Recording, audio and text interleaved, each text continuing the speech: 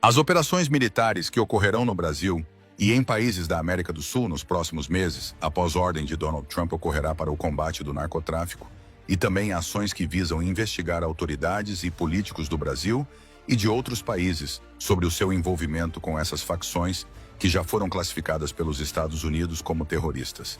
Então entra aí a situação. Muitas pessoas na matéria de ontem criticaram as ações dos Estados Unidos dentro do Brasil para o combate do narcotráfico. Mas será que os Estados Unidos irão invadir o Brasil? As Forças Armadas brasileiras, que já mostraram ficar ao lado dos militares americanos, irão agir em coordenação para uma possível espécie de limpeza geral dentro do Brasil. E lembrando também que grupos considerados terroristas dos Estados Unidos não são simplesmente prisionados a sanções piores, que eu não posso citar o nome aqui. É necessário que você assista esse vídeo até o final para você entender quem Trump quer prender. Ontem, 8 de agosto de 2025, o presidente dos Estados Unidos, Donald Trump, deu uma ordem clara. O Pentágono deve preparar opções militares e operacionais para enfrentar cartéis e redes criminosas que o governo norte-americano passou a tratar como ameaça transnacional. Em alguns casos, com tratamento próximo ao de organizações terroristas. Essa decisão não surgiu do nada. É a convergência de três tendências.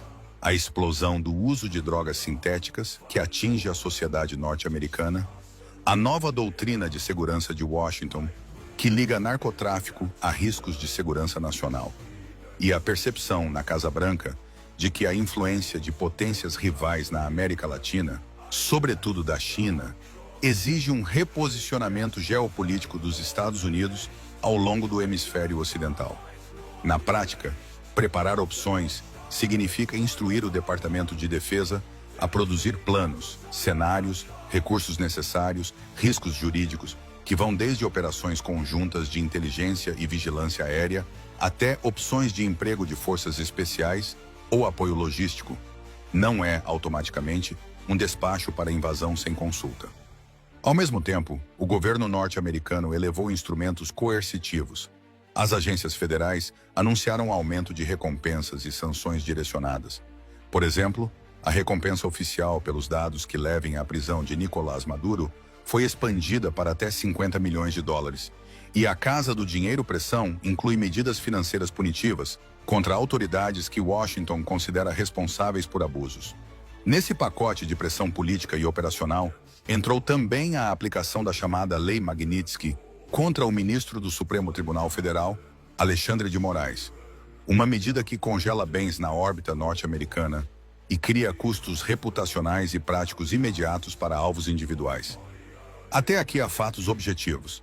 A ordem para que o Pentágono prepare opções, o aumento da recompensa sobre Maduro e as sanções financeiras contra autoridades, incluindo a responsabilidade colocada sobre atores estatais. Esses passos agravaram tensões com governos da região. E no caso do Brasil, há paralelamente um ponto político sensível. Os Estados Unidos solicitaram que o Brasil classificasse organizações como o Primeiro Comando da Capital, PCC, e o Comando Vermelho como organizações terroristas. Brasília recusou, apontando que a legislação brasileira trata essas facções como organizações criminosas e não como terroristas no sentido clássico, o que abre um fosso técnico entre as ferramentas legais que Washington quer usar e as que o Brasil reconhece. Em paralelo, a movimentação diplomática do presidente Donald Trump, incluindo anúncios de encontros com líderes como Vladimir Putin para discutir questões estratégicas fora das Américas, e o redesenho do foco militar dos Estados Unidos, menos ênfase no Oriente Médio e no teatro europeu, mais atenção ao hemisfério, explicam por que o Pentágono foi encarregado de desenhar opções tão rapidamente. Trata-se de realocar recursos e prioridades.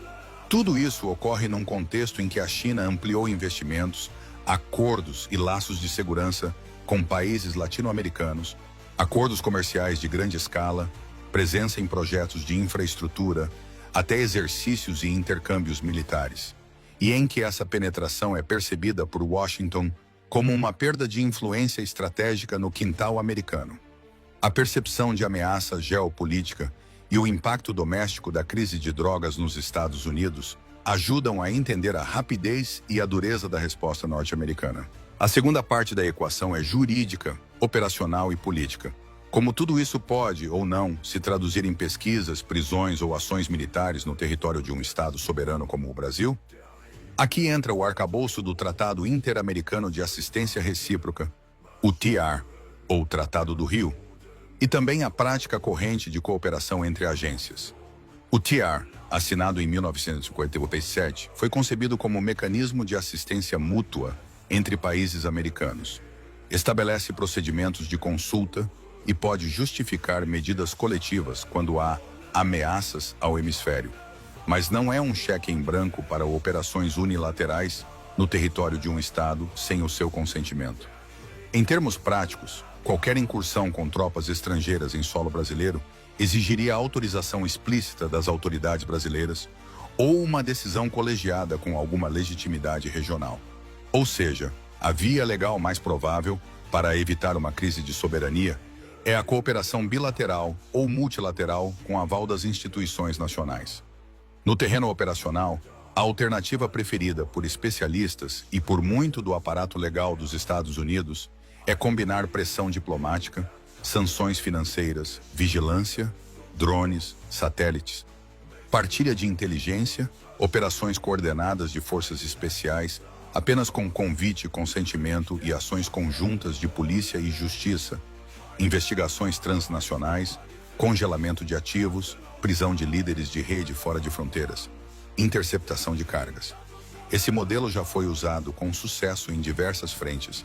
Há longas precedentes de parceria técnica entre a Polícia Federal Brasileira, a Agência Brasileira de Inteligência, a BIM, e agências norte-americanas, DEA, FBI e CEA. Intercâmbio de dados, operações conjuntas e formação técnica que resultaram em prisões e apreensões importantes. A hipótese de que haverá investigações contra autoridades brasileiras é real na medida em que Washington intensifica hipóteses de financiamento e de rede de lavagem. Mas processar financeiramente ou penalmente um político brasileiro por parte dos Estados Unidos segue regras e limites, cooperação jurídica internacional, provas, garantias processuais. Outro ator provável é o Serviço de Inteligência de Aliados. Israel já tem histórico de cooperação com forças locais e, em ocasiões, divulgou ter ajudado a frustrar ameaças no território latino-americano.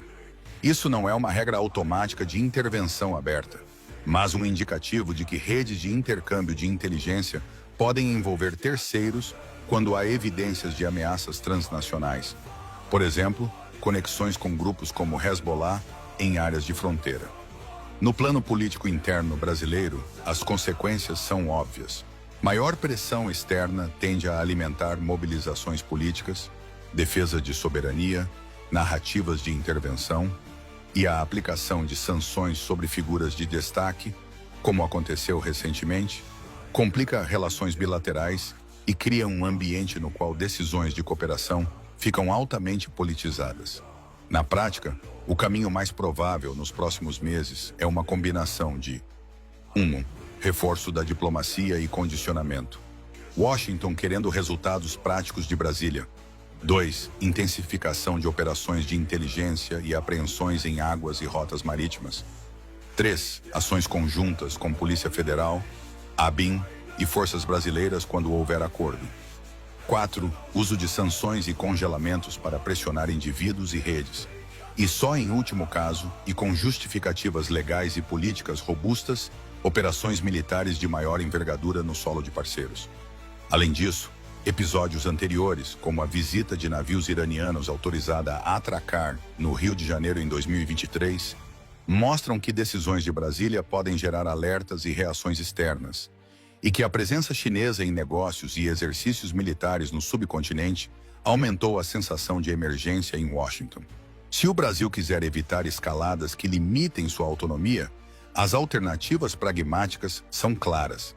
Reforçar controles fronteiriços e logísticos com tecnologia e cooperação internacional, aprimorar transparência sobre investigações e apreensões, insistir na legalidade e no respeito à soberania nas negociações com os Estados Unidos e, quando necessário, usar mecanismos regionais, OEA, fóruns multilaterais, para legitimar ações conjuntas. Em suma, a hipótese de invasão é improvável e politicamente custosa.